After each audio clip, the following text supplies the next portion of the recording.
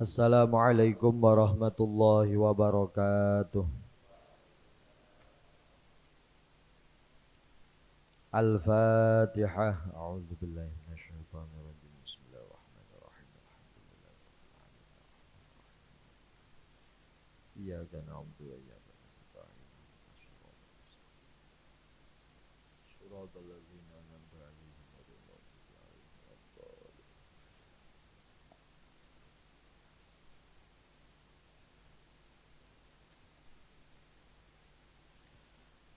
Bismillahirrahmanirrahim. Alhamdulillahi rabbil alamin wassalatu wassalamu ala asyrafil anbiya'i wal mursalin Sayyidina wa habibina wa qurrati a'yunina wa maulana Muhammadin wa ala alihi wa sahbihi ajma'in.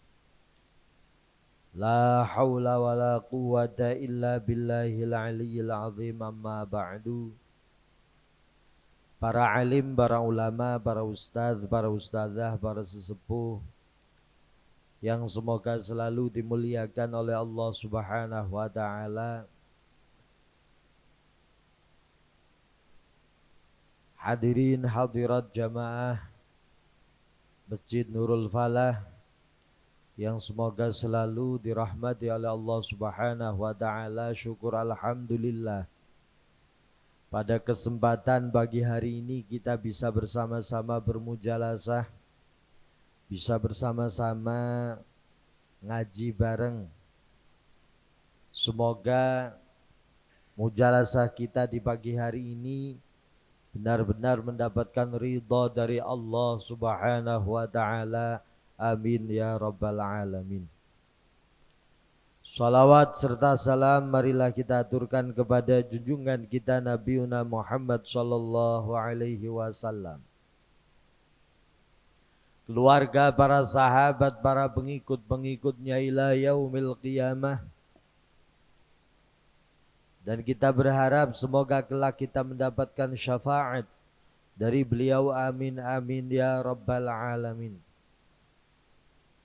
Hadirin hadirat hadani Allah wa iyyakum, meneruskan kembali ngaji kitab Safinatun Najah. Sekarang faslun yusannu raf'ul yadin fi arba'ati mawadi. Bismillahirrahmanirrahim.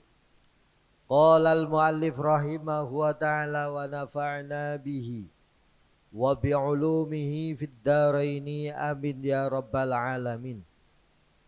Faslun yusannu raf'ul yadaini fi arba'ati mawadhi'a.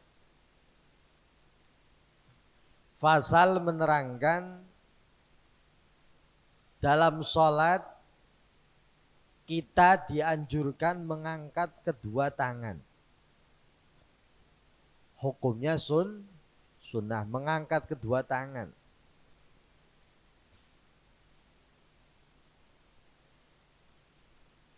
Sunnah melaksanakan yang namanya raf'ul yadain, mengangkat kedua tangan,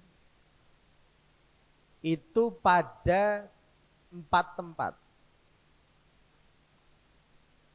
Pada 4 tempat itu kita dianjurkan untuk mengangkat kedua tangan.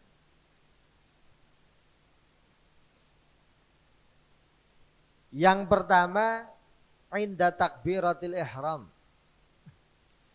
Mengangkat kedua tangan ketika takbiratul ihram.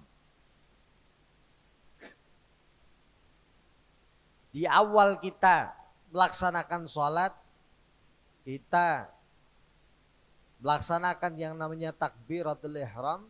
Yang dimaksud takbiratul ihram itu bukan mengangkat kedua tangannya. Yang namanya takbiratul ihram adalah mengucapkan Allahu Akbar. Karena yang namanya mengangkat kedua tangan itu hukumnya sunnah. Ketika takbiratul ihram, Allahu Akbar, kedua tangan itu diangkat. Itu adalah hukumnya sunnah. sunnah hay'ah, sunnah yang ketika ditinggalkan itu tidak dianjurkan untuk melaksanakan sujud sahwi.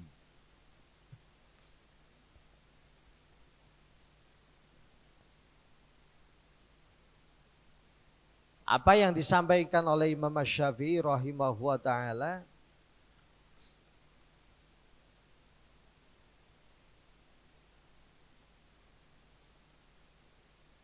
yang namanya raf'ul yadain itu adalah salah satu bentuk ta'zim, mengagungkan Allah Subhanahu wa ta'ala. Dari sisi mana? Makna ta'zimnya itu dari mana? Yaitu orang menggabungkan antara beberapa hal. Yang pertama i'tiqad,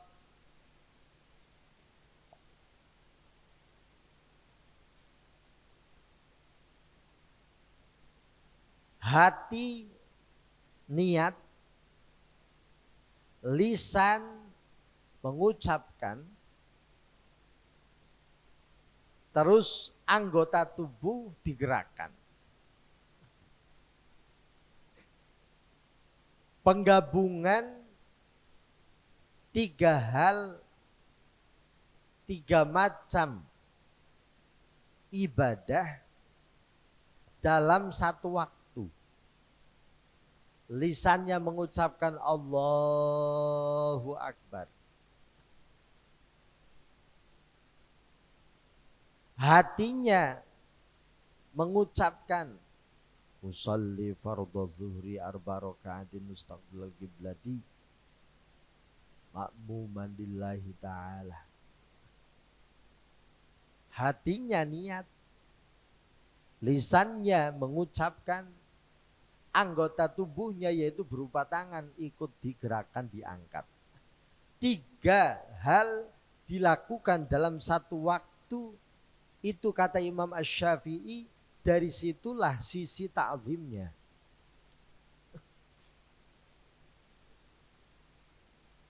Karena yang namanya ibadah itu tidak terlepas dari tiga hal. Ada kalanya ibadah batin, ibadahnya hati. Ada kalanya ibadah qauliyah yang berupa ucapan, seperti membaca Quran, melafadzkan zikir. Itu ibadah lewat lisan.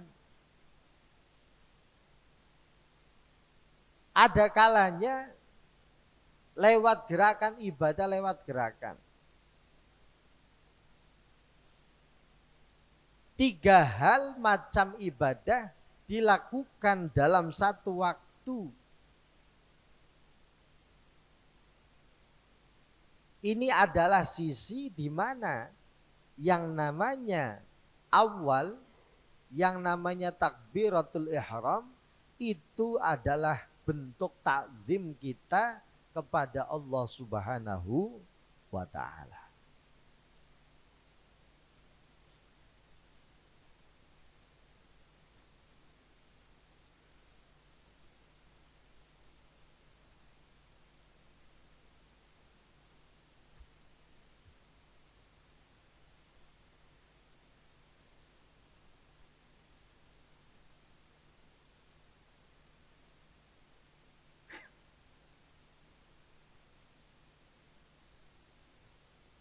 Nah, kesunahan mengangkat kedua tangan itu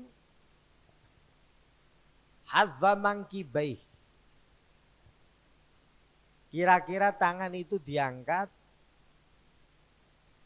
ujung-ujung jari itu sejajar dengan telinga. Terus jari, ibu jari itu sejajar dengan bagian telinga bagian bawah. Dan itu dilakukan sejajar mangkibeh dengan kedua pundak. Begini. Antara jari-jari itu agak dibenggang, tapi dibenggang tidak terlalu lebar, ya sedengan-sedengan saja, sedang-sedang saja. Terus ujung-ujung jari itu agak ditekuk agar seakan-akan menghadap ke kiblat.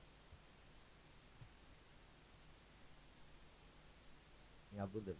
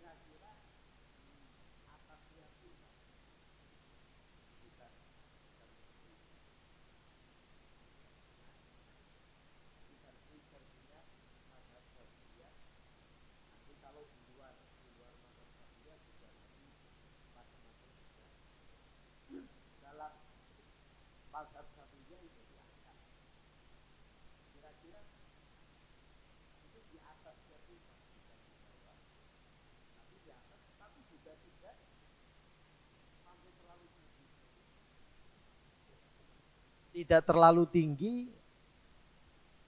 juga tidak terlalu rendah, tapi di atasnya pundak. Jari-jari agak ditekuk,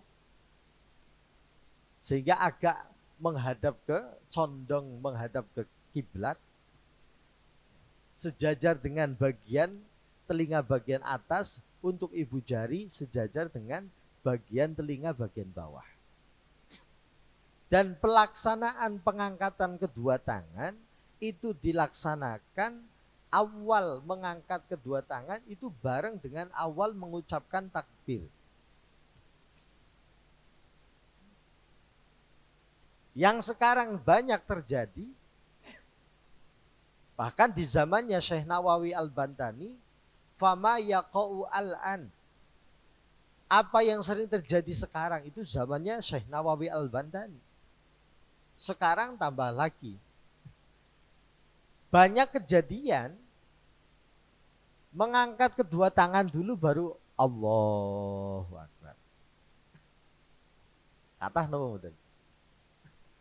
Biasanya itu walaupun ini sunnah ikian ya, enggak pengaruh terhadap sah atau tidak sahnya sholat. Tapi itu bisa mengurangi kesempurnaan fadilah kesunahan yang berupa mengangkat kedua tangan. Di awal mengangkat kedua tangan ini dibarengkan dengan awal mengucapkan lafaz Allahu Akbar.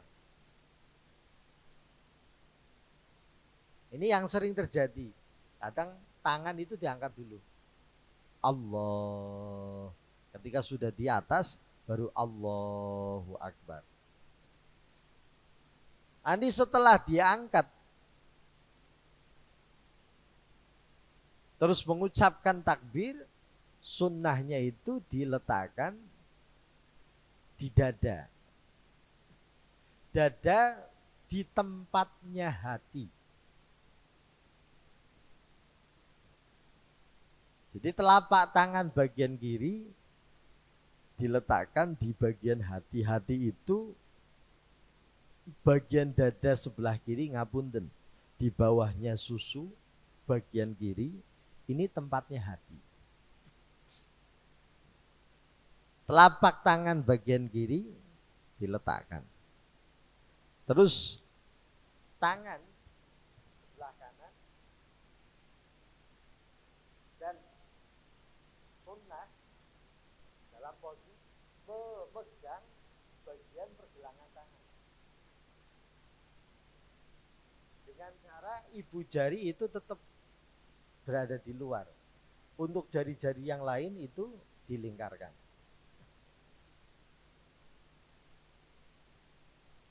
Ini versi dalam madhab Syafi'iyah. Terus diletakkan di bagian dada sebelah kiri. Sehingga yang akan terjadi itu tangan siku itu agak nyorok, tapi nggak diluruskan, agak dirapatkan ke tubuh. Ini bukan sudah miring terus kelojok ngeten, tidak, tapi agak ngincup.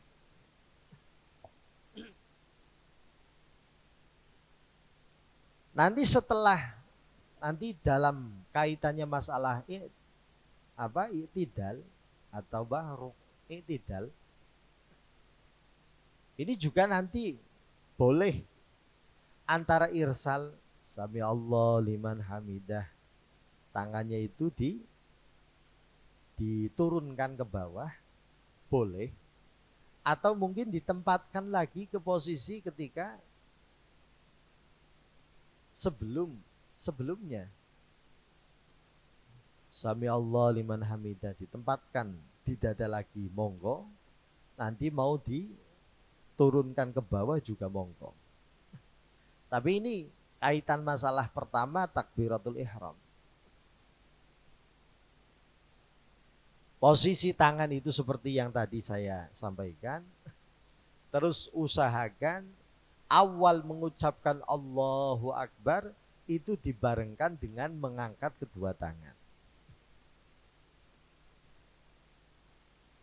Jangan mengangkat kedua tangan dulu, ketika sudah berada di atas baru mengucapkan Allahu Akbar. Itu bisa mengurangi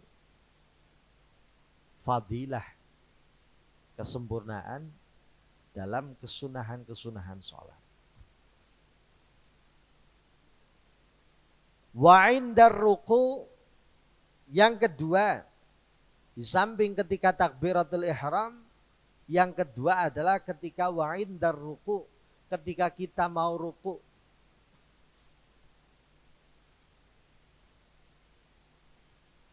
Ketika kita mau ruku, Allahu Akbar. Juga dianjurkan untuk mengangkat kedua tangan, dan ini juga sama.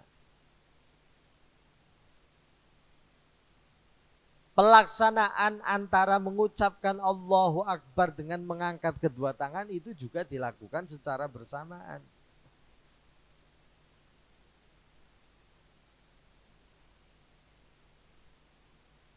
Ya, kadang yang terjadi di masyarakat juga tidak dibarengkan. Kadang tangannya dulu diangkat, Allahu Akbar, baru ruku. Padahal aturannya yang sunnah itu dibarengkan antara mengangkat kedua tangan dengan mengucapkan Allahu Akbar. Wa indal i'tidal, yang ketiga ketika i'tidal, sami Allahu liman hamidah.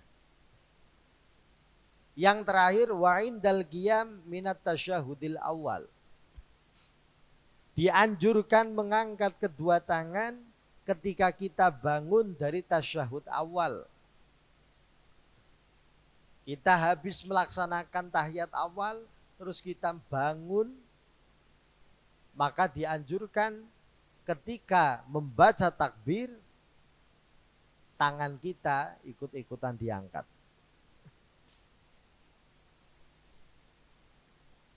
Dianjurkan untuk kedua tangannya itu diangkat.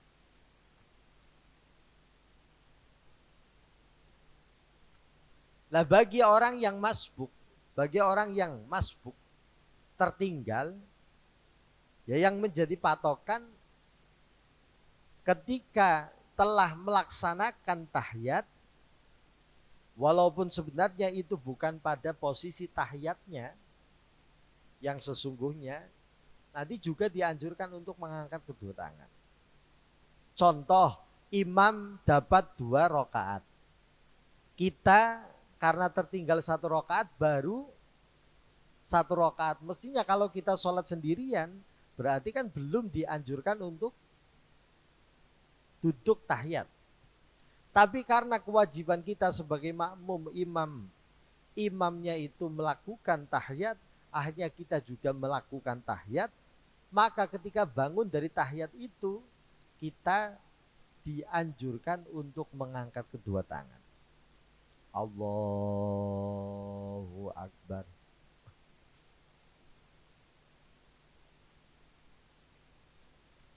Selain 4 tempat ini, mengangkat kedua tangan hukumnya tidak dianjurkan. Bangun dari rakaat pertama, itu cukup hanya dianjurkan mengucapkan takbir. Allahu Akbar. Enggak dianjurkan untuk mengangkat kedua tangan, tidak. Ketika sholat 4 rakaat, bangun dari rakaat ketiga, mau ke rakaat keempat, itu juga tidak dianjurkan untuk mengangkat kedua tangan.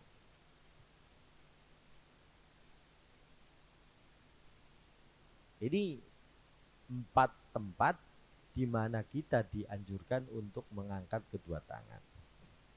Walaupun ini sunnah, kembali lagi saya tegaskan, walaupun ini sunnah, ini adalah hukumnya sunnah.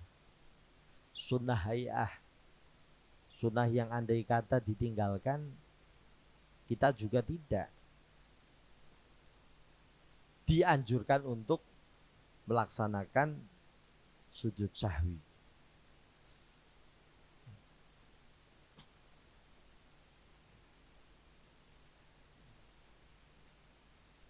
Walaupun sunnah.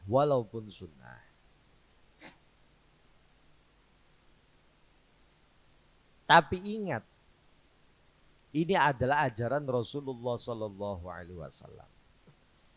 Bahkan dalam seperti kitab Sulamut Taufik, orang kok merendahkan perkara sunnah, itu bisa keluar dari agama Islam.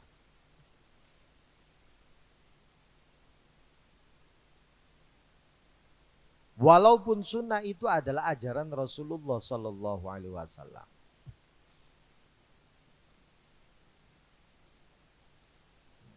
Jadi kalau orang itu sampai mengatakan sunnah hikian, tapi dalam hati itu ada istihza, ada istighfaf, unsur tujuan merendahkan, menganggap rendah satu ajaran sunnah, oh ini bahaya. Mulane nggih ngati-ngati. Ya kadang kan muncul ucapan sunnah hikian. Kalau cuma sekedar mengungkapkan hal itu, tapi tujuannya adalah ini sunnah. Andai kata saya nggak melakukan, ya sudah, sampean ora usah nyami kula. Niku berarti mboten masalah. Menegaskan ini sunnah. Sehingga kalau perkara sunnah saya nggak melakukan, saya nggak dosa. Kalau saya nggak dosa, ya nggak usah saya dicela. Kalau tujuannya mengatakan hal seperti itu, sunnah ikian, tujuannya seperti tadi, nggak masalah. Tapi kalau sampai mengatakan sunnah ikian dengan tujuan merendahkan satu amaliyah sunnah, ini bisa bahaya. Dalam kitab Sulamut Taufik itu bisa dianggap keluar dari agama Islam.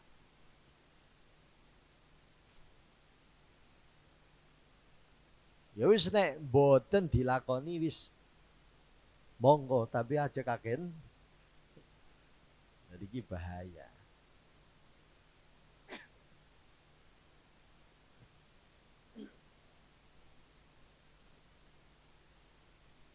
Dan lewat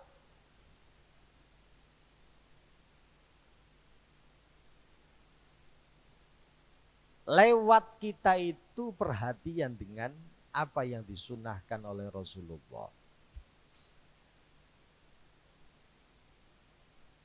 itu akan memiliki dampak kebaikan pada kita. Kata salah satu waliullah Al-Imam Abdullah bin Mubarak.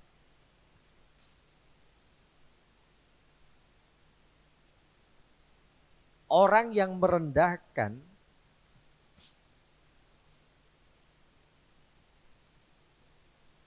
kesunahan-kesunahan,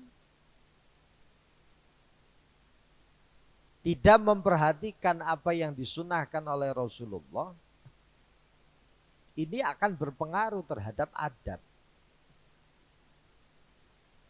Maka dia akan dengan mudah mengesampingkan kaitannya masalah adab.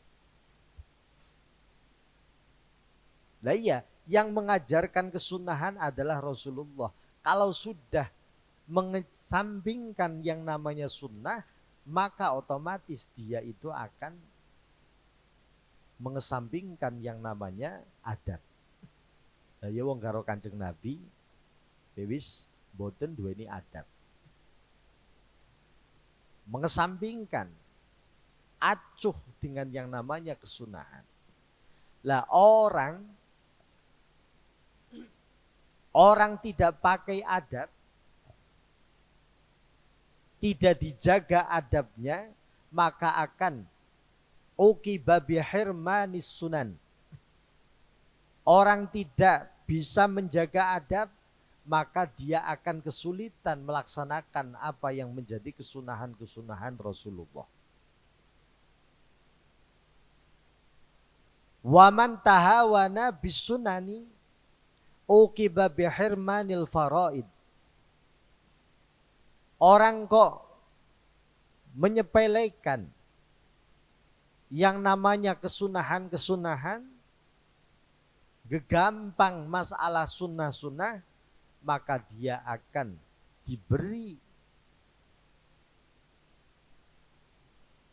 cobaan berupa apa? Kesulitan untuk melaksanakan apa yang difardukan oleh Allah Subhanahu wa taala. Dikunci-kunci. Mengapa orang-orang besar seakan-akan mudah lakoni ibadah kok kayaknya enteng teman. Sedangkan kita lakoni ibadah katone abot, rasanya abot. Yang pertama mereka lakukan orang-orang hebat itu, pertama adabnya itu diperhatikan benar-benar.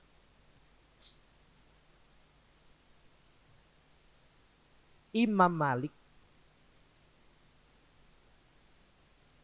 sahibul madhab, orang yang memiliki madhab Malikiyah, itu benar-benar menjaga yang namanya adab. Beliau itu nggak berani buang air kecil, buang air besar berada di tanah haram, itu nggak berani. Di ngapunten, beliau itu tinggal kalau berada di tanah haram terus kok kebelet, beliau itu langsung lari keluar, meninggalkan tanah haram. Baru buang air besar atau buang air kecil. Itu adabnya sampai seperti itu.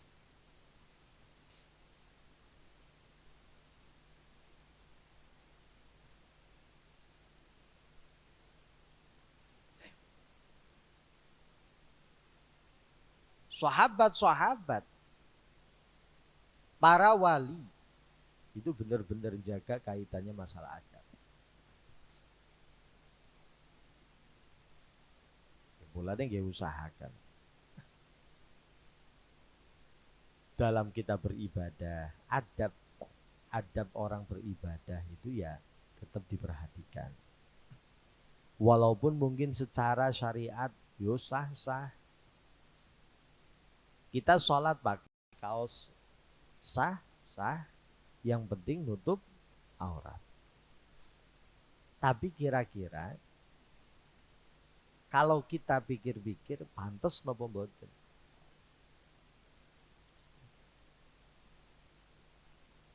Nah kalau sudah tidak bisa menjaga adab, itu nanti akan kesulitan melaksanakan kesunahan. Kalau sulit melaksanakan kesunahan-kesunahan, maka akan berat melaksanakan ibadah fardu.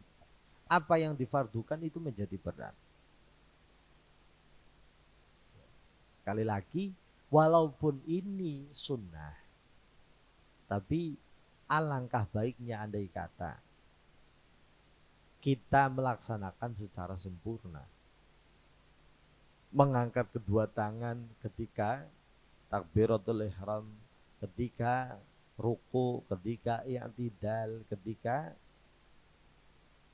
bangun dari tasyahud awal. Itu dianjurkan untuk mengangkat kedua tangan.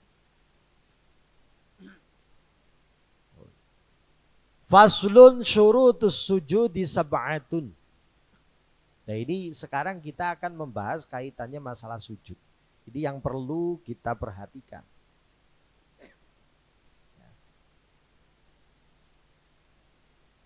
Karena sujud itu termasuk salah satu rukun sholat.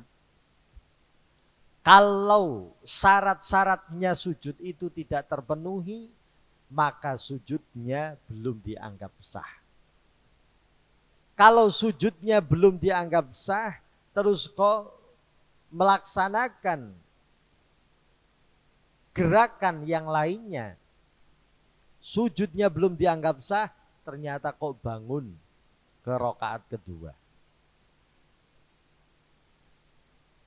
Sujudnya belum selesai, belum sempurna, belum memenuhi syarat, belum dianggap sah, terus berdiri pada rakaat ke-3 atau ke-4 dan sebagainya. Belum beres dengan rukun. Salah satu rukun kau sudah ditinggalkan menuju rukun yang lain. Oh ini bahaya. Ini nanti bisa mengakibatkan sholatnya juga tidak sah. Ketika tidak memenuhi syarat, tidak langsung sholatnya itu dianggap batal, tidak sah, bukan. Tahapannya adalah ketika meninggalkan salah satu rukun, katakanlah meninggalkan syarat-syaratnya sujud. Ketika ada salah satu syaratnya sujud ditinggalkan, gak langsung sholatnya batal, tidak. Sholatnya masih saat itu masih sah, cuman sujudnya yang tidak sah. Karena tidak sah ya harus diulang kembali. Tapi kalau ini berlanjut, ada rukun yang belum beres terus berlanjut pada rukun berikutnya, berlanjut pada rukun berikutnya, ini baru akhirnya mengakibatkan sholatnya batal. Karena dalam sholat itu harus tertib.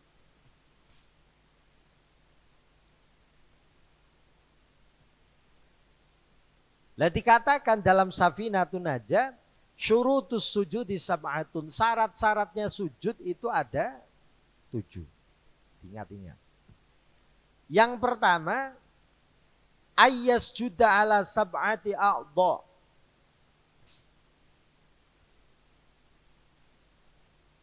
Yang pertama sujud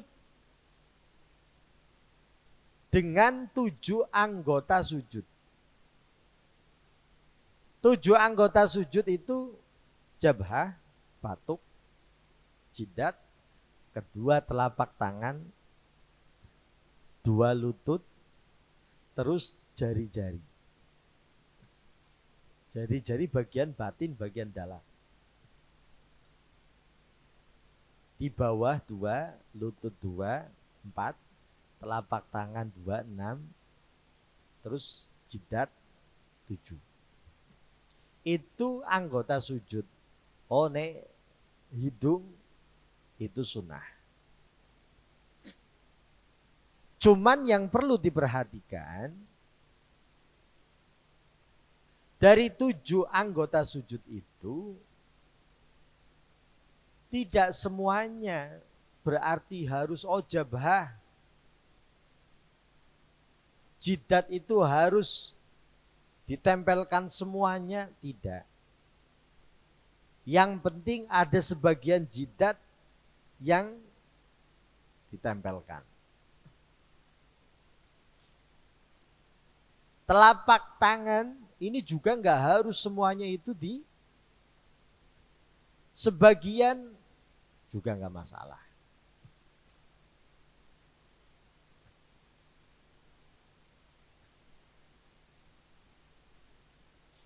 Yang penting bagian dalam. Ada perwakilan sebagian yang ditempelkan. Seumpama mungkin 2 jari tok ketika sujud. Atau mungkin ada orang yang ketika sujud terus jarinya itu enggak seperti ini. Tapi kayak gini. Tapi walaupun kayak gini, berarti kan ada sebagian telapak tangan bagian dalam yang ditempelkan, yaitu sah.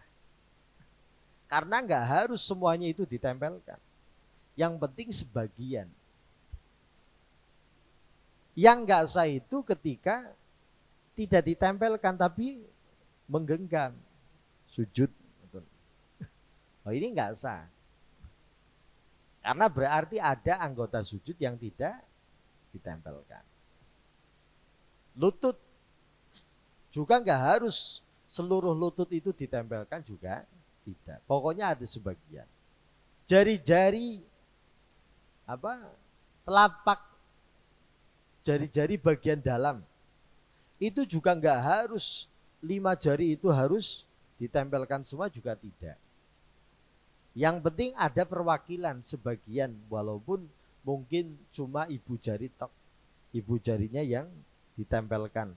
Itu pun enggak seluruhnya, cuma nempel setitik tok. Enggak masalah. Yang penting 7 anggota itu adalah anggota sujud yang harus ditempelkan. Enggak semuanya harus ditempelkan. Pokoknya ada perwakilan sedikit.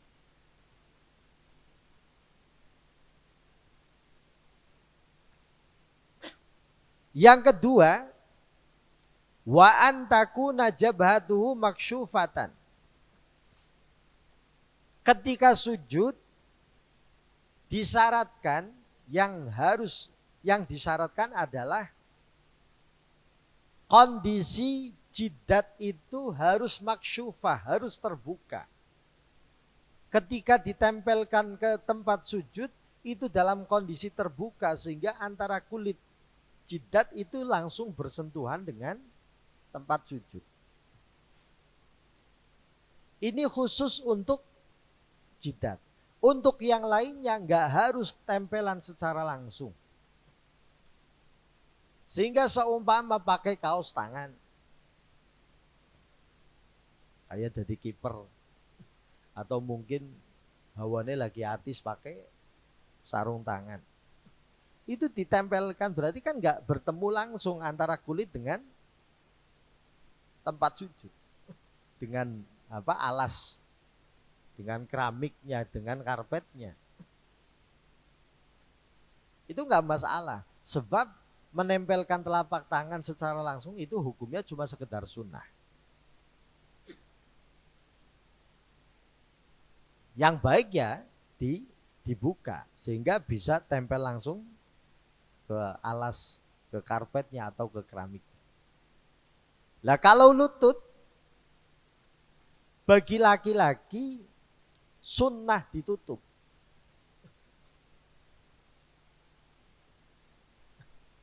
Untuk laki-laki ketika sujud posisi lutut itu justru sunnahnya itu ditutup, gak bertemu secara langsung.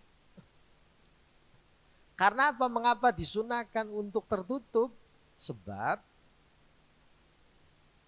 andai kata dibuka, walaupun dibuka itu bisa. Mungkin kalau mau sujud sarungnya rada dibuka. Sehingga ketika sujud lututnya langsung nempel ke keramik atau mungkin langsung nempel ke karpet. Bisa. Cuman itu kan agak rawan. Seumpama dibuka terus kok kebablasan. Terus auratnya itu sampai kebuka. Sholatnya batal. Jika yang biasa kita lakukan ketika sujud, posisi lutut itu kan tertutup sarung. Atau seumpama pakai celana berarti kan terhalang oleh celana. Kalau perempuan berarti pakai muknah, tertutup. Kalau perempuan malah wajib. Lah untuk jari-jari kaki bagian dalam ini juga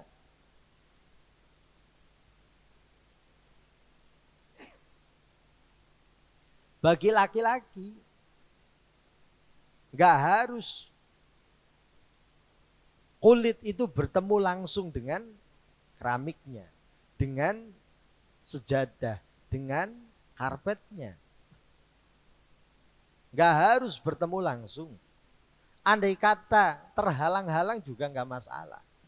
Sebab apa? Kadang kalau laki-laki seumpama pas sujud, ternyata jari-jari kakinya itu nempelnya di atas sarung.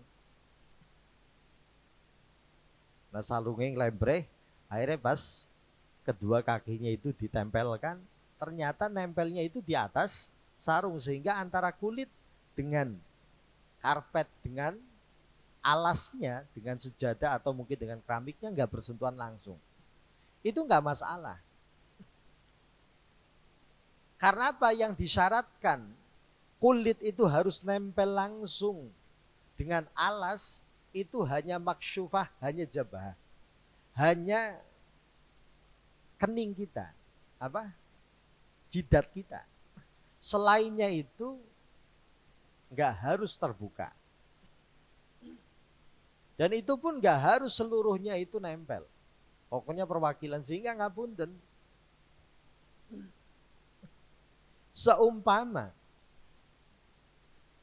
jenengan pakai kopiah logro, terus sampai nutup sampai alis, terus sujudnya nggak sah. Sebab jidat itu nggak nempel langsung, tapi terhalang-halang oleh peci.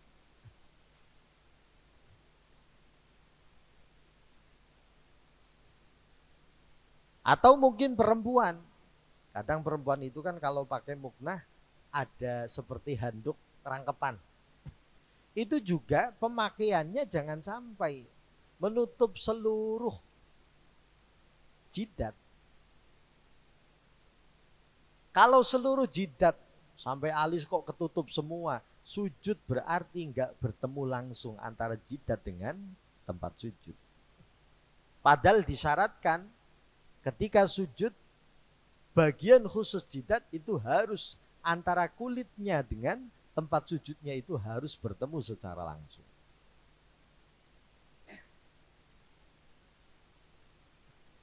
Nah kalau orang yang rambutnya panjang, ya kadang kan naik pas sujud rambutnya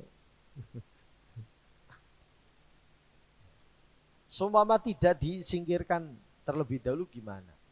Ya nggak masalah, yang penting ketika sujud mungkin ada dari celah-celah rambut itu ada kulit yang nempel langsung, nggak masalah.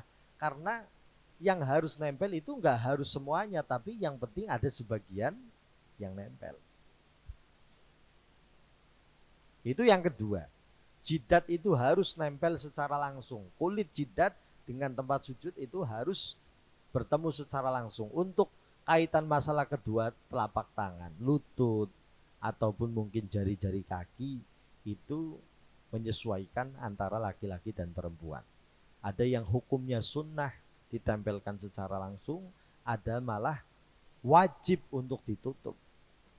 Seperti perempuan, lutut itu harus ditutup. Jari-jari kaki juga harus ditutup. Karena apa? Karena bagi perempuan telapak kaki itu termasuk aurat. Karena jari-jari, karena apa? Telapak kaki itu termasuk aurat, ya berarti otomatis ketika sujud telapak kaki itu harus tertutup. Karena harus tertutup, akhirnya otomatis jari-jarinya juga numpang, berada di atasnya kain muknahnya.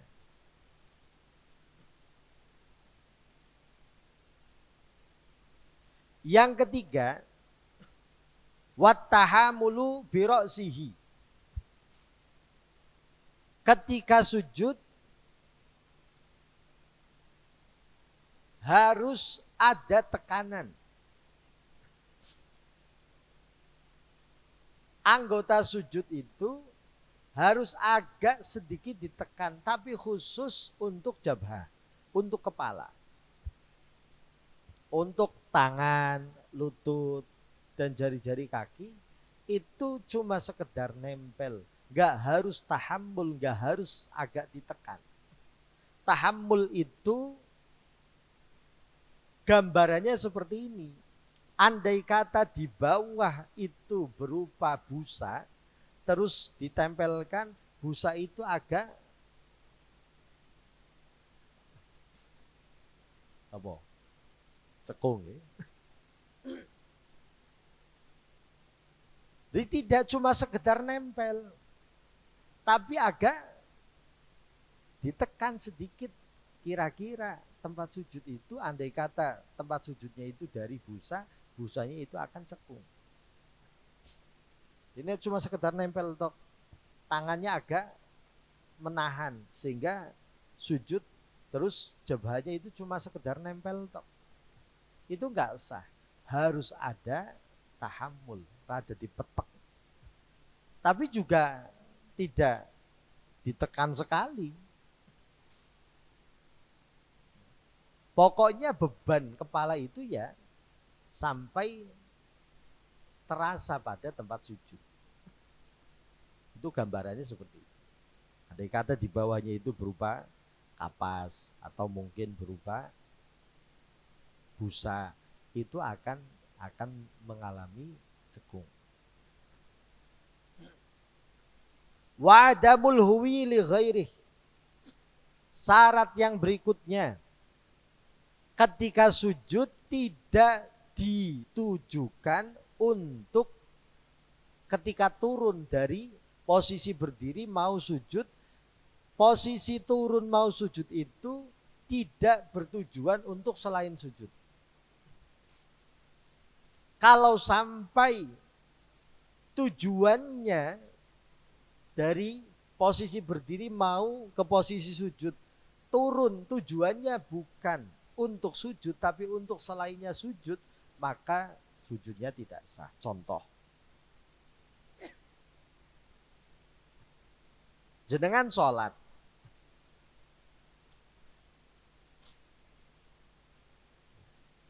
ngesak duit, makanya Miki kasih takoni bojone, mas duitnya mas, oh lagi langka duit, ngesak duit.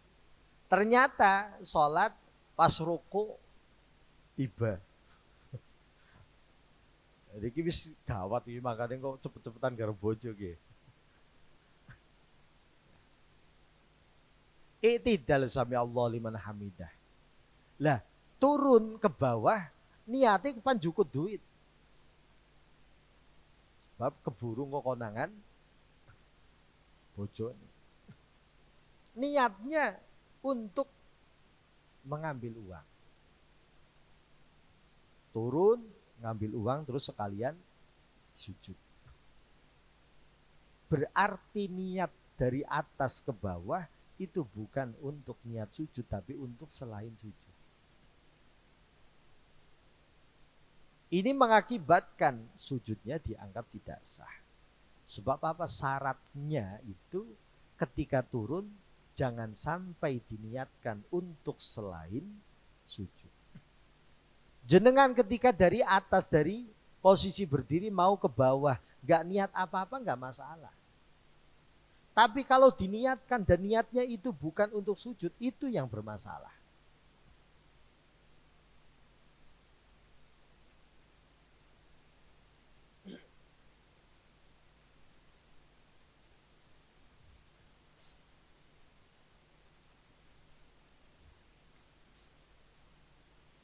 Yang kelima, syaratnya adalah wa alla yasjuda ala syai'in yataharraku biharakati. Ini yang kadang rawan. Di orang itu pakai sorban sunnah.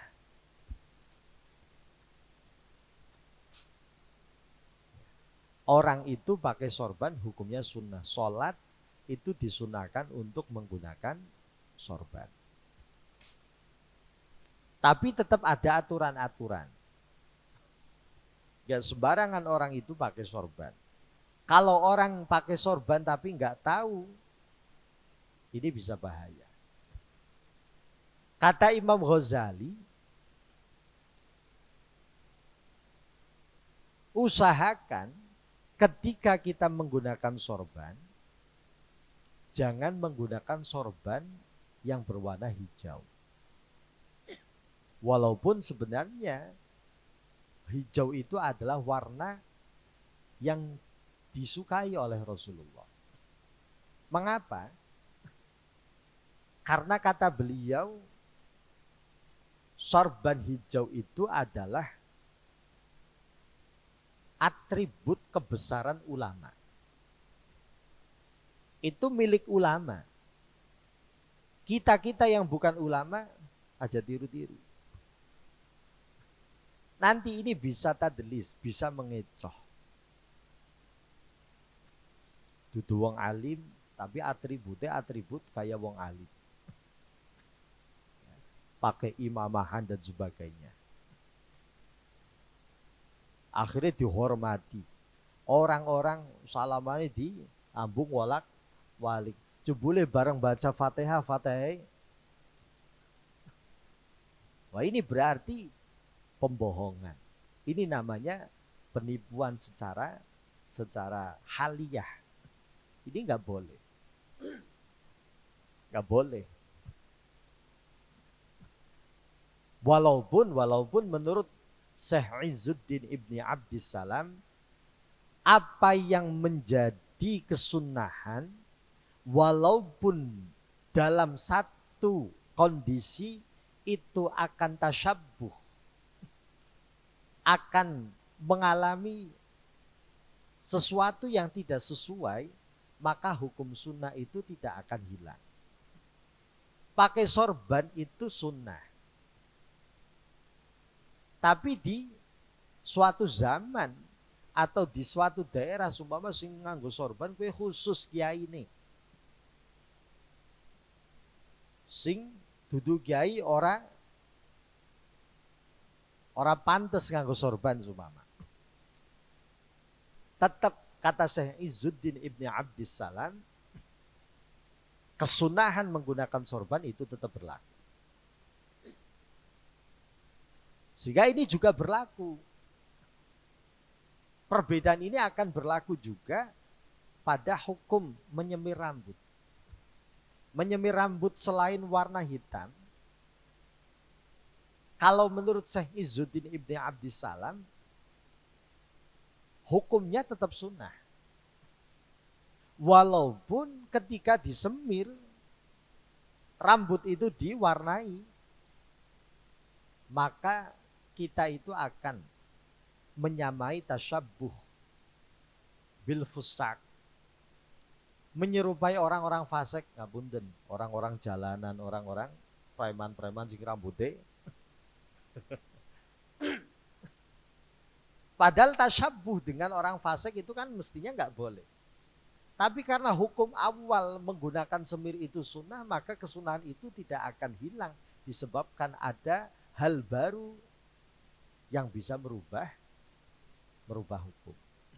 Tapi kalau versinya Imam Ghazali tidak. Sesuatu yang sunnah ketika dikerjakan akan menimbulkan sesuatu yang berbenturan dengan aturan syariat, maka kesunahan itu akan berubah, tidak lagi menjadi sunnah. Sehingga kalau versinya Imam Ghazali, orang itu kok sekarang pakai rambut, cat rambut warnanya abang, itu sudah nggak sunnah lagi. Sebab apa? Kalau kita itu menggunakan cat rambut, dari preman, dari wong, ya kecuali orang-orang tertentu yang mungkin orang itu menilai tidak akan menilai orang itu adalah orang preman dan sebagainya. Ya mungkin ngapunten. Ados Habib Umar Al-Hafid. Iku kan rambutnya juga merah. Tapi kira-kira ngapunten, kula kali panjenengan weruh Habib Umar rambutnya setan, terus apakah kita mungkin, kita yang kenal beliau, terus mengatakan preman ge? Kan orang mungkin. Tapi kalau kita yang pakai cat rambut, ya wis dari saya jadi bocah pang, maka hukum itu akan berubah. Ini juga sama. Orang menggunakan sorban itu sunnah. Kalau versinya Imam Ghazali, ya jangan menggunakan yang warna hijau karena itu adalah atribut ulama. Bukan pangkat kita. Maka yang bukan ulama jangan. Pakai sorban ya sorban sing warnanya sing liyane lah. Karena ini akan bisa mengecoh orang lain, menganggap diri kita itu sebagai orang alim, menghormati. Wis menghormati teman-teman, salaman sampai diambung, ternyata ngerti, oh ternyata itu bukan orang alim. Kira-kira kecewa mboten? Sampai wis kadung salaman walik, jebule bareng krungu baca Fatihah daning blekak-bleku kaya-kaya. Baca Qur'ane daning ora bisa. Makanya miki wis salaman wali kecewa. Asem nggih. Ini juga nggak boleh. Nah sekarang orang itu menggunakan sorban hukumnya sunnah, tapi kalau tidak tahu aturan-aturan ini bisa bahaya. Syarat dalam sujud itu kita tidak boleh sujud di atas apa yang kita pakai yang ikut gerak-gerak ketika kita ikut gerak. Sorban itu ketika kita pakai, kita ruku, sorbannya melu gerak betul. Etidal, sorbannya melu gerak. Sehingga apa? Kalau kita sujud ternyata kok jabhah kita, batuknya berada di atas sorban, maka sujudnya tidak dianggap sah. Nganggo sorban niku nggih kudu ngerti aturan. Kadang kan sumama sorbane dawa pas mau sujud nglampreh nengarep, akhirnya kita sujud di atasnya sorban yang kita pakai. Atau mungkin sumama perempuan, sumama pakai muknai besar, sehingga ketika mau sujud kadang ada kalau yang potongan, kadang yang saya lihat ketika mau sujud potongannya itu agak digelar di depan, sehingga ketika sujud itu berada di atas kain mukna. Syaratnya sujud itu kita sujud jangan di atasnya atribut yang kita bawa. Di atasnya sorban yang kita pakai. Kalau sorbannya nggak dipakai digelar nang ngisor ora masalah. Tapi kalau dipakai dan ternyata itu berada di bawah kita, terus kita sujud jabhah kita, jidat kita berada sujudnya di sorban, itu mengakibatkan sujudnya itu tidak sah. Wartifa'u asafilihi ala a'alih. Syarat yang berikutnya, syarat yang keenam. Syaratnya itu bagian atas ketika sujud harus lebih rendah dibandingkan bagian bawah. Kepala, pundak itu harus lebih bawah dibandingkan ngapunten bagian pantat. Itu syaratnya sujud. Sehingga seumpama kita, kadang orang itu ya tapi biasanya bocah cilik-cilik. Ketika nggak dapat tempat, sholatnya itu di tangga, ditundakan. Ketika sujud, benar, kedua tangan, telapak tangan nempel, batuk nempel. Tapi karena pas ditundakan di tangga, akhirnya yang terjadi kepala masih tetap berada di atas, pantatnya berada di bawah. Walaupun anggota sujud itu nempel semua. Tapi karena posisinya seperti itu, akhirnya yang terjadi kepala itu lebih atas dibandingkan pantat. Itu juga nggak sah. Karena persyaratannya kepala itu harus lebih rendah dibandingkan pantat kita ketika sujud. Wattu ma'ninatu fihi, syarat sujud yang terakhir Yang ketujuh adalah harus tumakninah. Itu 7 syarat dalam sujud. Yang pertama, sujud menggunakan 7 anggota, yaitu jidat, kedua telapak tangan, kedua lutut, dan jari-jari kaki. Yang kedua, jidat itu harus nempel langsung kepada tempat sujud, nggak boleh dihalang-halangi. Yang ketiga, jidat itu harus agak ditekan. Yang keempat, ketika turun dari posisi berdiri, turun mau sujud, jangan diniatkan untuk selain sujud. Yang kelima, tidak sujud di atas anggota yang kita bawa, atribut atau pakaian yang kita bawa. Di atasnya sorban yang kita pakai. Posisi yang keenam, posisi kepala harus lebih rendah dibandingkan posisi pantat. Yang terakhir, harus tumakninah. Hadirin hadirat hadaniyallah wa iyyakum. Semoga apa yang kita pelajari bersama benar-benar bisa bermanfaat. Amin amin ya rabbal alamin. Marilah kita tutup. Al-Fatihah. A'udzubillahi minasyaitonir rajim. Alhamdulillahi rabbil alamin arrahmanir rahim maliki yaumiddin. Iyyaka na'budu wa iyyaka nasta'in. Ihdinas siratal mustaqim. Siratal ladzina an'amta 'alaihim ghairil maghdubi. Bismillahirrahmanirrahim. Alhamdulillahi rabbil alamin wassalatu wassalamu ala sayyidina Muhammadin wa ala alihi washabbihi ajmain. Rabbana fa'alna bima 'allamtana rabbi 'allimna alladhi yanfa'una rabbi faqihna wa faqih ahlana wa qarabatil lana fi dinina mahlil qudri unsa wa zakarullah mahdina bihudat waj'alna mimman yusharu fi ridha wa la tuwallina waliyansi wa la taj'alna mimman khalafaka amraka wa asaq wa hasbunallahu wa ni'mal wakil wa la hawla wa la quwwata illa billahil aliyyil azim. Wa sallallahu ala sayyidina Muhammadin wa ala alihi wa sahbihi wa sallam. Subhana rabbika rabbil izzati amma yasifun wa salamun alal mursalin walhamdulillahi rabbil alamin. Saking kawula nyuwun agung pangapunten wallahu muwaffiq ila aqwamit thoriq. Wassalamualaikum warahmatullahi wabarakatuh.